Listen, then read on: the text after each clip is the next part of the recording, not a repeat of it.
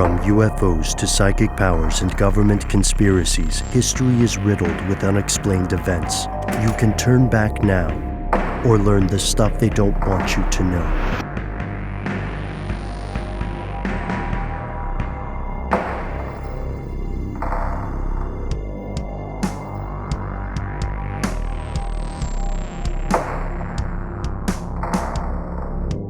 One of the conspiracy theories that proliferated and thrived immediately after this, not even immediately after, during the events on January 6th, was the idea that these people overrunning the Capitol were not actually Trump supporters, that they were not actually people who had attended the rally, or they were not supporters of the current president who had planned to overrun the Capitol, that they were instead agent provocateurs of a sort, that they were, we'll say it, that they were Antifa, and that they had planned and disguised themselves as part of an orchestrated attempt to discredit the claims of the Trump administration that the election was fraudulent. In each alleged case that we've seen so far, again, some new information might emerge. In each alleged case that we've seen so far, the claims have been disproven. Like, there have been people who are identified as being both at one of the protests over 2020 and then being at the rally or the Capitol on January 6th.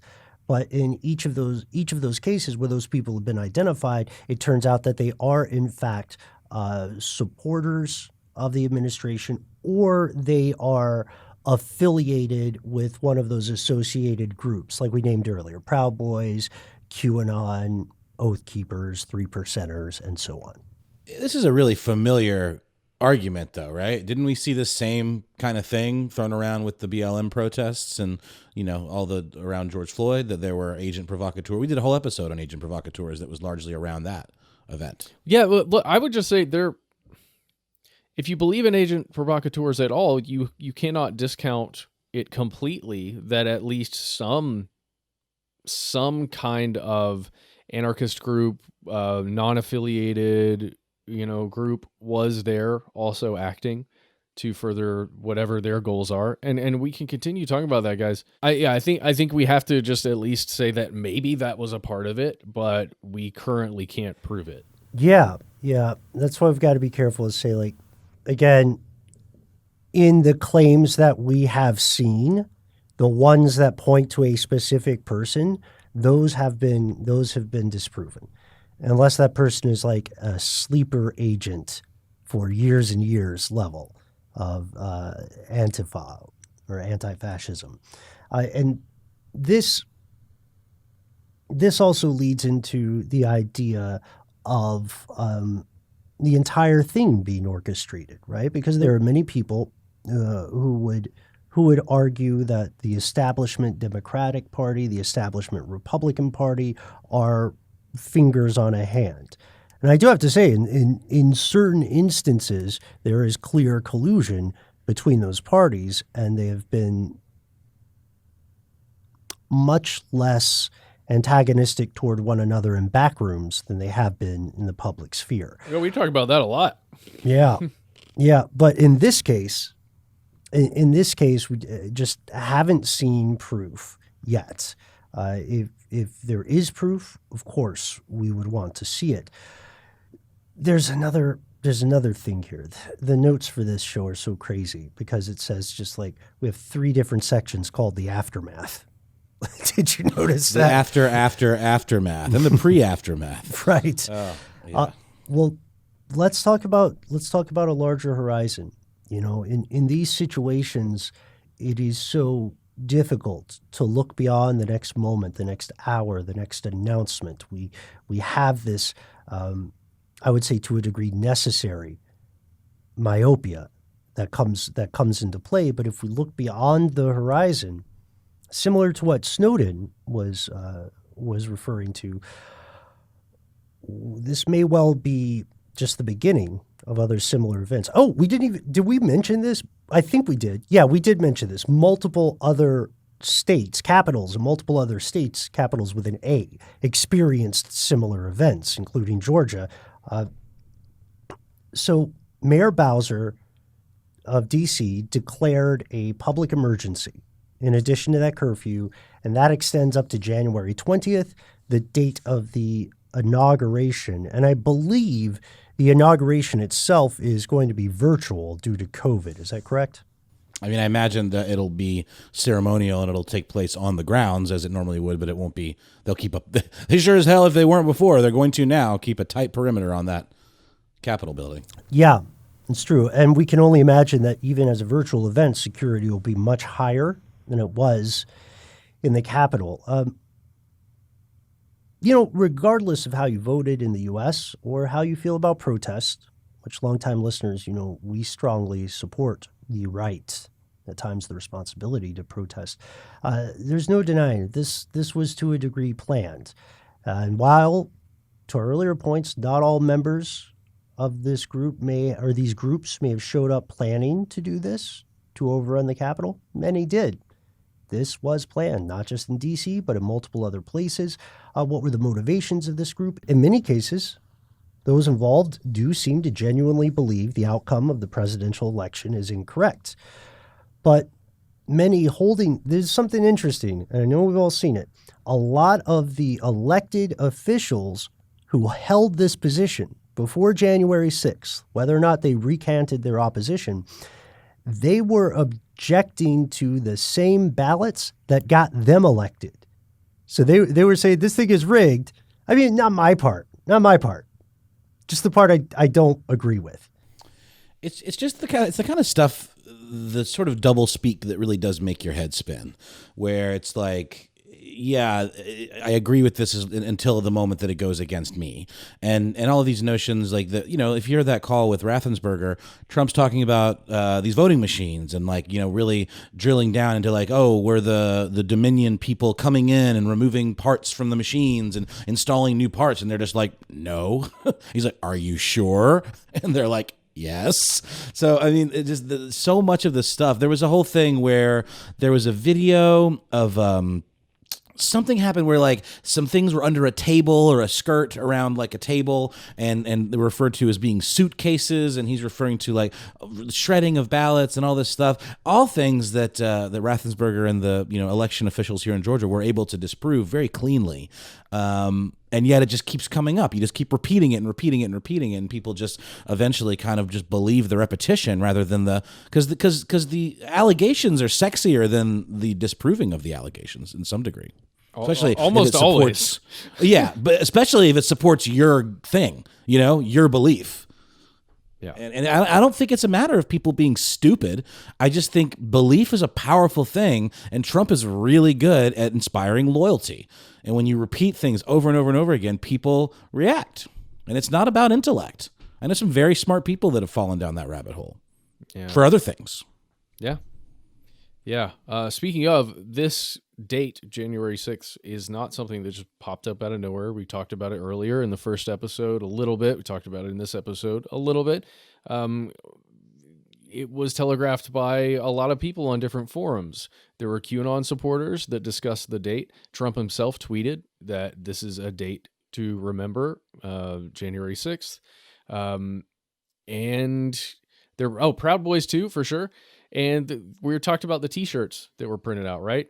We know that it takes time to print t-shirts en masse. It's not like they were just made all of a sudden. And, you take the internet forums and you will see people discussing this date and where they're going to be and how they're going to make this happen. And you can argue that that's for the Save America rally that was planned, right? That was a thing that was going to take place. And maybe they were just going to go check out the rally itself. But if you look deeper into those forums and what's being discussed, you'll see that there's probably some intention here. at least on the part of some individuals. There's a really interesting, somebody that I want to read up more on, a historian from the University of Chicago that was making a lot of the press rounds yesterday. Her name is Kathleen Belew, and she's an assistant professor of history at the University of Chicago, and she wrote a book called Bring the War Home, The White Power Movement in Paramilitary America. And she identified the following, from symbology, from hand signs, etc. She said, I think that we're looking at a broad array of people that include QAnon believers and conspiracy theorists, some parts of Trump's most devoted base. That's its own thing. And then some activists who have been organizing quite opportunistically towards the overthrow of the U.S. and its democratic institutions for decades. Opportunistically, aka not ideologically aligned with any of this, just using it as a springboard to achieve their ends. I think that is what you'd call an agent provocateur, right? Yeah, I'm interested in the internal, like the citizens who have those views and are working internally to make that happen, but I'm way more interested in foreign powers that are seeing this as an opportunistic moment. But we can talk about that. Yeah. So this was, to your point, Matt, this was telegraphed well in advance. There are multiple forums. There are multiple great reporting investigative outlets predicting this a long time ago and just zeroing in increasingly on the specifics of the event. And those forum plans do include explicit stated goals of, attacking the press and things like that. And therefore, I would argue any claim of surprise on the part of law enforcement or politicians remains suspect. It's sus, as you would say in the game Among Us. There are only a few possibilities for not knowing something like this was brewing.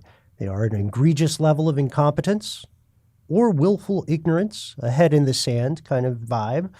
There's a third possibility, a quiet part not a ton of mainstream outlets are saying aloud, collusion. So check out our earlier episode on extremist infiltration in the military and in law enforcement, candidly. Also,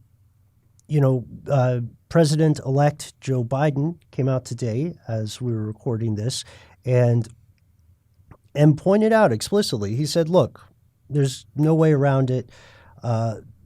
Everybody knows that Black Lives Matter protesters were treated differently than the folks in D.C.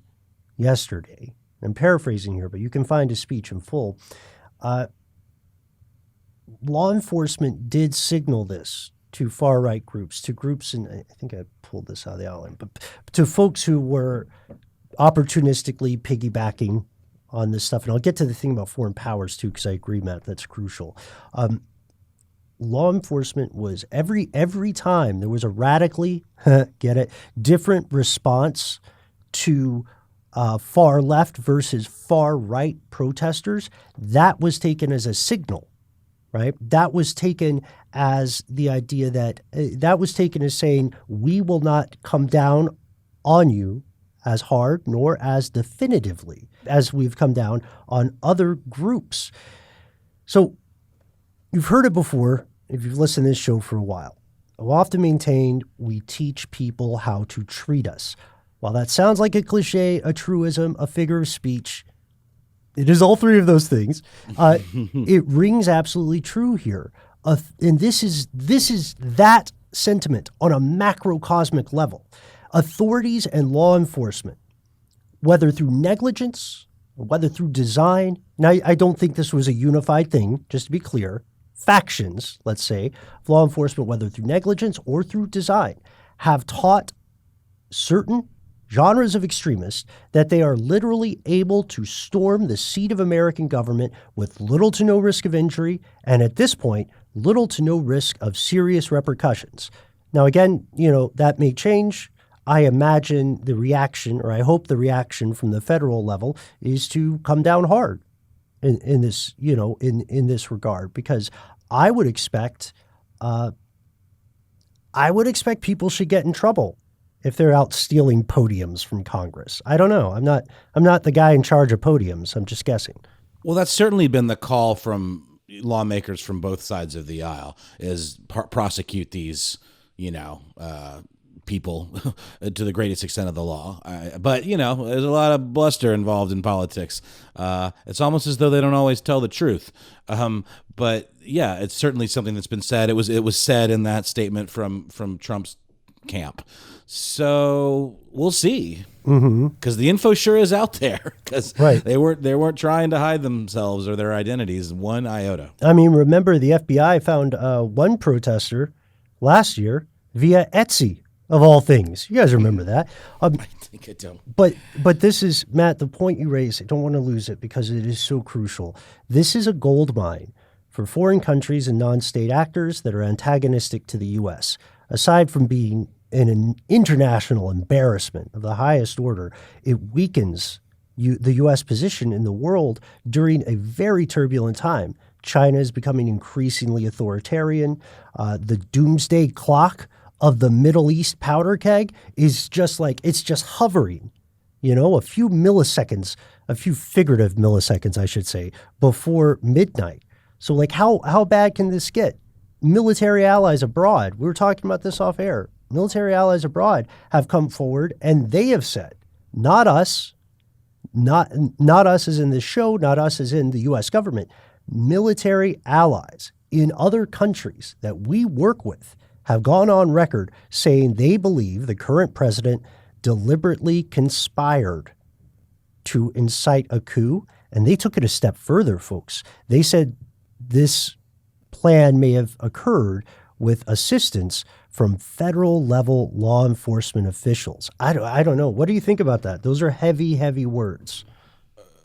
Yeah, no, I mean, I'm with it. And I just wanted to end, for my part, end with a quote from a tweet from that Kathleen Ballou, who I just mentioned. She said, getting lots of notes. So for those who need to hear this, it feels this bad because it wasn't a protest. The sadness and rage comes from seeing a terrorist attack. Only by sheer luck was it not a bombing. And we know that it could have been because there were bombs. And there's ample reason to think we could have seen assassinations.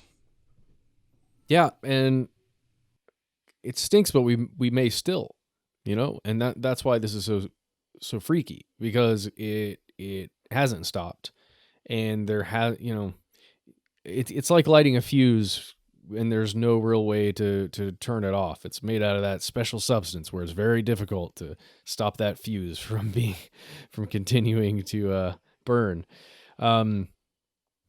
Sorcerer's Apprentice. Yeah, and sorry, just have to say it. Oh yeah, Sorcerer's Apprentice for sure. Those buckets just are going to keep going.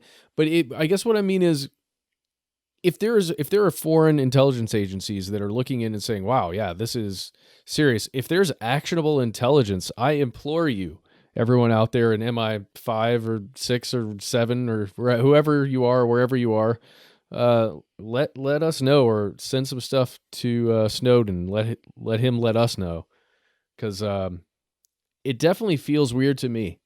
Like, we've been doing this show for long enough. We've been looking at some of these weird things for long enough that it feels as though the actions that were taken could have been, even without the sitting president's knowledge, used against the United States by some foreign intelligence group or, military that's planning to cause harm to the United States on purpose. It felt that way. Yeah, I mean, consider also the massive opportunity to breach security in a way that hasn't existed before. What if, and we're just speculating here, what if you are a foreign intelligence operative on the ground at these protests? You say, oh, we're getting into the Capitol.